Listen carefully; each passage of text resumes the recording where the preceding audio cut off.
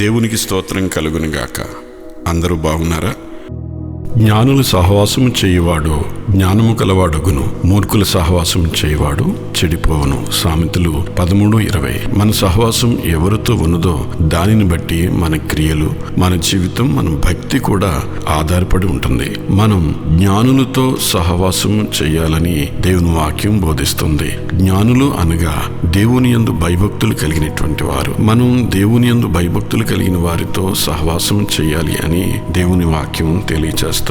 మనం భక్తి గల వారమని చెప్పుకుంటూ దేవుని మందిరానికి వెళుతూ తరువాత త్రాగుబోతులతో, వ్యభిచారులతో, లోకస్తులతో మనం సహవాసం చేసినట్లయితే మనలో భక్తి నిలవదు. అటువంటి వారి మీద ఉన్న ఆత్మ మన మీద కూడా పనిచేసే అవకాశం ఉంటుంది.